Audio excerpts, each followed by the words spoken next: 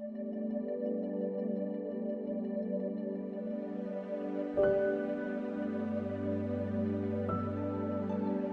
دی lord, آمین۔ یسوع مسیح کے نام میں آپ سب کو سلام۔ ایک بار پھر ہم خدا کے کلام میں سے سیکھیں گے، اور آج ہم زبور 92 کی 12ویں آیت کو پڑھیں گے اور سیکھیں گے۔ بڑی زبردست آیت ہے اور صادقوں کے تعلق سے ہے کہ صادق کو کیسا ہونا چاہیے۔ کلام میں لکھا ہے، صادق کھجور کے درخت کی مانے سر سبز ہوگا اور وہ لبنان کے دیودار کی طرح بڑھے گا۔ ہم پہلے اسے پر غور کرتے ہیں۔ بائبل مقدس میں خدا نے اپنے لوگوں کو بے شمار چیزوں کے ساتھ تشبیہ دی ہوئی ہے، جس میں ایک یہ ہے کہ صادق کھجور کے درخت کی مانند ہے۔ اب دنیا میں اگر ہم شجرکاری پر غور کریں، بے شمار درخت پائے جاتے ہیں، اور جو پھلدار بھی ہیں، پھولدار بھی ہیں، اور جڑی بوٹیاں ٹائپ بھی ہیں، بے شمار ہیں۔ جنگلات کے اندر بے شمار درخت پڑے ہوئے ہیں، مگر صادق کو کھجور ہی سے کیوں تشبیہ دی گئی ہے؟ اس کی خاص وجہ سب سے پہلے یاد رکھیے گا کہ صادق کھجور کے درخت کی مانند اس لیے ہے کہ کھجور کا درخت بالکل سیدھا ہوتا ہے، وہ کسی کو ڈسٹرب نہیں کرتا اور بالکل سیدھا اوپر جاتا ہے۔ اور ہم گاتے بھی ہیں، تسی صادقو سب سیدھے دلو، یعنی کہ باقی درختوں کو آپ دیکھیں وہ دائیں بائیں اپنی ٹہنیاں پھیلا دیتے ہیں، مگر یہ بالکل سیدھا جاتا ہے، یہ کسی کو کوئی نقصان نہیں دیتا۔ دوسرے نمبر پر یہ جو درخت ہے نا، یہ اکثر صحراؤں کے اندر ہوتے ہیں، یعنی کہ جہاں پانی کی بہت کمی ہوتی ہے۔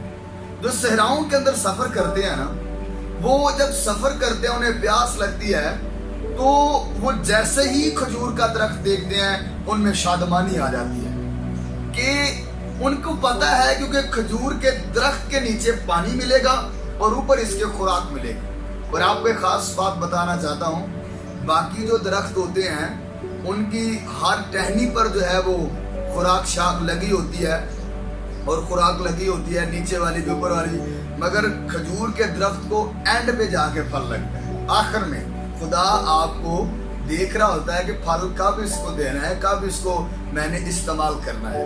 خدا کے لوگوں، کھجور کے درخت کی یہ خصوصیت ہے، اس کے نیچے آپ کو ہمیشہ پانی ملے گا، اس کے اوپر آپ کو خوراک ملے گی، اور وہ اپنے پاس آنے والوں کو ٹھنڈا سایہ بھی دیتا ہے۔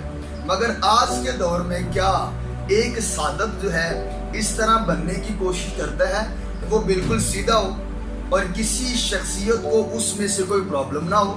آج کے دور میں میرا خیال ہے ایسے صادق نہیں ملتے، اور جو بالکل سیدھے ہوں۔ اور آج کل کے صادقوں کو تو گنجل ہی بڑے زیادہ ہیں۔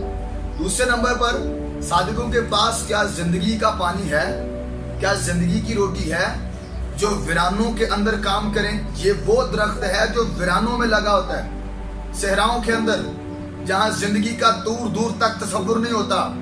آپ وہاں پر جا کر اپنے آپ کو اویلیبل کریں، جہاں ہر طرف صرف مایوسی ہے، لوگ سفر کرتے ہیں تو بڑے تھک جاتے ہیں۔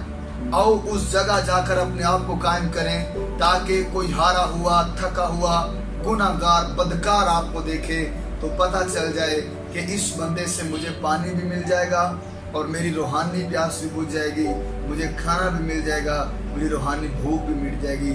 میں آپ سب ایمانداروں سے گزارش کروں گا، اپنے آپ کو واقعی صادق بنائیں، کھجور کے درخت والا بنائیں، کیونکہ کلام میں لکھا ہے صادق کھجور کے درخت کی مانے سر سبز ہوگا، اور یہ کبھی بھی یاد رکھیے گا، کبھی بھی یہ درخت سوکھتا نہیں ہے۔ اس کے اوپر خزاں کا کوئی جو ہے وہ جو سمجھ لیجئے کوئی بھی خزاں کا اثر اس کے اوپر نہیں ہوتا۔